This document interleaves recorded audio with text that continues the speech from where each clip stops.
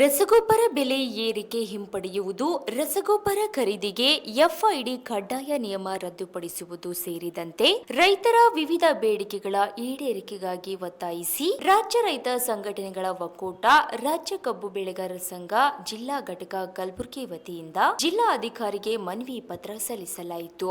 Bureau report Chandrashekhar Nagnalli. ಬಿತ್ತನೆ ಬೀಜ ಮತ್ತು ರಸಗೊಬ್ಬರ ಪೂರೈಸದ ಸರ್ಕಾರಕ್ಕೆ, ಬಿತ್ತನೆ ಬೀಜ ಮತ್ತು ರಸಗೊಬ್ಬರ ಪೂರೈಸದ ಸರ್ಕಾರಕ್ಕೆ ಬೇಕೇ ಬೇಕು, ಬೇಕೇ ಬೇಕು. ಕೃಷಿ ಇಲಾಖೆ ಏನು ಹೊರಡಿಸಿದಪ್ಪ ಅಂತಂದ್ರೆ ಇವತ್ತು ಎಫ್ಐಡಿ ಕಡ್ಡಾಯ ಮಾಡಿ ತಮ್ಮ ಕೊಟ್ಟಾಗ ಮಾತ್ರ ರಸಗೊಬ್ಬರ ಕೊಡ್ತೀವಿ ಅಂತಕ್ಕಂಥ ಕಾನೂನು ಮುಂದಿಟ್ಟು ಇವತ್ತು ರೈತರಿಗೆ ಸಂಕಷ್ಟಕ್ಕೆ ಸಿಲುಕಿಸಿದ್ದಾರೆ. ಇವತ್ತು ರೈತ ತಮ್ಮ ಕೊಟ್ಟು ರಸಗೊಬ್ಬರ ಖರೀದಿ ಮಾಡ್ಲಿಕ್ಕೆ ಆಗ್ತಾ ಇಲ್ಲ. ನಮ್ಮ ಕಲಬುರಗಿ ಜಿಲ್ಲೆಯಲ್ಲಿ 5 ಸಕ್ಕರೆ ಕಾರ್ಖಾನೆಗಳಿವೆ. ಒಬ್ಬ 10 ಎಕರೆ ಜಮೀನು ಇದ್ದವನಿಗೆ ಒಂದು 15 ಚೀಲ 20 ಚೀಲ ರಸಗೊಬ್ಬರ ಬೇಕು. ಕೇವಲ 5 ಚೀಲ ಕೊಡ್ತೀನಿ ಅಂದ್ರೆ ಯಾವ ಮಾನದಂಡ ಇದು? ನಾವೆಲ್ಲ ಕಬ್ಬು ಹಚ್ಚಿದ್ದೀವಿ, ತೊಗರಿ, ಉದ್ದು, ಹೆಸರು, ಸೂರ್ಯಪಾನ ಇವಕ್ಕೆಲ್ಲ ಸ್ವಲ್ಪ ಹತ್ತದೆ, 1 ಚೀಲ 2 ಚೀಲ ಹತ್ಬೋದು. ಆದ್ರೆ ನಮ್ಮ ಭಾಗದಲ್ಲಿ 20 ಎಕರೆ ಗಟ್ಟಲೆ ಕಬ್ಬು ಹಚ್ಚಿದ್ದೀವಿ. ರಸಗೊಬ್ಬರ ಹಾಕದೆ ಕಬ್ಬು ಬೆಳೆಯಾಗಿಲ್ಲ. ಸರ್ಕಾರ ಅರ್ಥ ಮಾಡ್ಕೋಬೇಕು. ಇವತ್ತಿನ ದಿನ ಏನು ಎಫ್ಐಡಿ ನಿಗದಿ ಮಾಡಿದಿರಲ್ಲ, ಅದು ಕೂಡಲೇ ರದ್ದು ಮಾಡಬೇಕು. ಎಫ್ಐಡಿ ತಂದು ಕೊಡದೆ ರೈತನಿಗೆ ಗೊಬ್ಬರ ಕೊಡ್ಬೇಕಂತ ಹೋರಾಟದ ಪ್ರಮುಖವಾದ ಒಂದು ಬೇಡಿಕೆ ಇದೆ. ಅದೇ ತರನಾಗಿ ಇವತ್ತು ಕೇಂದ್ರ ಸರ್ಕಾರ ಕಬ್ಬಿಗೆ ಅವೈಜ್ಞಾನಿಕವಾಗಿ ಬೆಲೆ ನಿಗದಿಪಡಿಸಿದೆ. ಕೇವಲ ಪ್ರತಿ ಟನ್ಗೆ 100 ರೂಪಾಯಿ ಹೆಚ್ಚುವರಿ ಮಾಡಿದೆ. ಆದ್ರೆ ಗೊಬ್ಬರದ ಬೆಲೆ ಒಂದು ಚೀಲಿಗೆ 700ರಿಂದ 800 ಹೆಚ್ಚಿಗೆ ಮಾಡಿದೆ. ಇದು ಯಾವ ಮಾನದಂಡ? ಕೇಂದ್ರ ಸರ್ಕಾರ ಮರುಪರಿಶೀಲನೆ ಮಾಡಿ ಕಬ್ಬಿಗೆ ಹೆಚ್ಚುವರಿ ಬೆಲೆ ನಿಗದಿಪಡಿಸಬೇಕು. ರಾಜ್ಯದಲ್ಲಿ ವಿದ್ಯುತ್ ಖಾಸಗೀಕರಣ ಮಾಡಲು ಹೊರಟಿದ್ದೀರಿ. ವಿದ್ಯುತ್ ಖಾಸಗೀಕರಣದಿಂದ ಹಲವಾರು ರೈತರಿಗೂ ಮತ್ತು ನೌಕರರಿಗೂ ತೊಂದರೆ ಆಗ್ತದ. ನೀವೆಲ್ಲವನ್ನು ಖಾಸಗೀಕರಣ ಮಾಡಿದ್ರೆ ಸರ್ಕಾರ ಯಾತಕ್ಕೆ? ನೀವು ರಾಜ್ಯ ಸರ್ಕಾರದವರು ಕೇಂದ್ರ ಸರ್ಕಾರಕ್ಕೆ ಮಟ್ಟ ಮಾಡ್ತಿದ್ರಿ. ಖಾಸಗೀಕರಣ ಮಾಡ್ತಾರ ಮೋದಿ, ಅದು ಮಾಡ್ತಾರೆ ಇದು ಮಾಡ್ತಾರ ಅಂತೇಳಿ. ಆದ್ರೆ ರಾಜ್ಯದಲ್ಲಿ ಖಾಸಗೀಕರಣ ಮಾಡ್ತಿದ್ದೀರಲ್ಲ, ನಿಮಗೆ ಯಾವ ಮಾನದಂಡ ಇದೆ? ಕೂಡಲೇ ವಿದ್ಯುತ್ ಖಾಸಗೀಕರಣವನ್ನು ನಿಲ್ಲಿಸಬೇಕು. ಕಬ್ಬಿಗೆ ಮರುಪರಿಶೀಲನೆ ಮಾಡಿ FRP ಬೆಲೆ ನಿಗದಿಪಡಿಸಬೇಕು. ಬೀಜ ರಸಗೊಬ್ಬರ ರೈತರಿಗೆ ತೊಂದರೆ ಆಗದಂತೆ ಹಂಚಬೇಕು. ಇವತ್ತು ರಸಗೊಬ್ಬರಕ್ಕಾಗಿ ಬೀಜಕ್ಕಾಗಿ ಆಗ್ರೋ ಕೇಂದ್ರಗಳ ಮುಂದೆ 2 ದಿನ ರೈತ ಸಾಯ್ತಾ ಇದ್ದಾನೆ. ನಿದ್ದೆ ನೀರು ಎಡಕಲ್ಲದೆ ಇವತ್ತು ಆಗ್ರೋ ಕೇಂದ್ರಗಳ ಮುಂದೆ ಮಣ್ಕೋತಾ ಇದ್ದಾನೆ.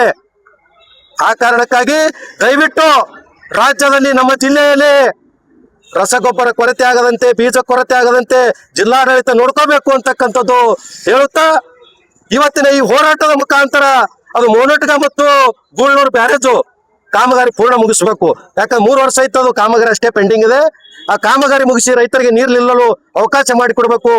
ಈಗ ನೋಡೋಣ, ಕಾದು ನೋಡ್ತೀವಿ JD ಅವ್ರು ಬಂದು ಏನ್ ಮಾಡ್ತಾರೆ, ಮುಂದಿನ ಹೋರಾಟ ಹಮ್ಮಿಕೊಳ್ಳೋದು ನಾವು ವಿಚಾರ ಮಾಡ್ತಾ ಇದ್ದೀವಿ. ಧನ್ಯವಾದಗಳು. ಇವತ್ತಿನ ದಿವಸ ಈ ಹೋರಾಟದ ಉದ್ದೇಶ ರಾಜ್ಯ ಸರ್ಕಾರದ ವಿರುದ್ಧ ಮತ್ತು ಕೇಂದ್ರ ಸರ್ಕಾರ ವಿರುದ್ಧ. ಕೇಂದ್ರ ಸರ್ಕಾರ ರೈತ ವಿರೋಧ ನೀತಿಯನ್ನು ಅನುಸರಿಸಿದೆ.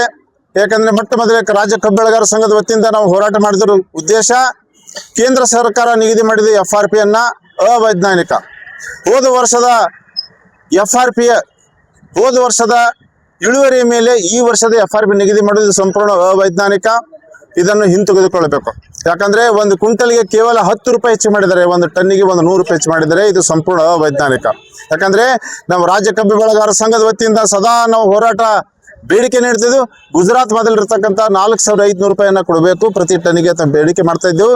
ಇಲ್ಲಿವರೆಗೆ ಯಾವುದೇ ಕೇಂದ್ರ ಸರ್ಕಾರ, ಅದು ಕಾಂಗ್ರೆಸ್ ಸರ್ಕಾರ ಆಗಿರ್ಬೋದು, BJP ಸರ್ಕಾರ ಆಗಿರ್ಬೋದು, ಸಮ್ಮಿಶ್ರ ಸರ್ಕಾರ, ಅದು ರೈತ ವಿರೋಧಿ ನೀತಿಯನ್ನ ಮಾಡ್ತಾ ಇದ್ದೇವೆ. ಅದೇ ಅಲ್ಲದೆ ರಾಜ್ಯ ಸರ್ಕಾರ ಸಂಪೂರ್ಣವಾಗಿ ಈ ರೈತ ವಿರೋಧಿ ನೀತಿಯಲ್ಲಿ ತೊಡಗಿದೆ. ಯಾಕಂದ್ರೆ ರೈತರಿಗೆ ಯಾವುದೇ ರಸಗೊಬ್ಬರ ಕೊರತೆ ಇಲ್ಲ ಹೇಳ್ತಾ ಇದೆ.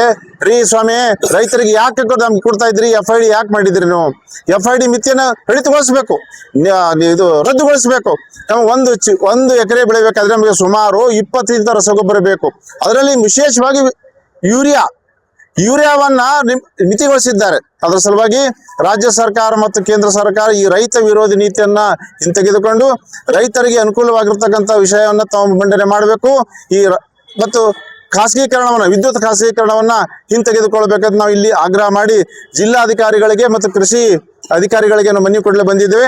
ನನ್ನ ಹೆಸರು ಧರ್ಮರಾಜ್ ಬಿ ಸಾವು, ಜಿಲ್ಲಾ ಕಬ್ಬು ಬೆಳೆಗಾರರ ಸಂಘದ ಕಾರ್ಯದರ್ಶಿಗಳು.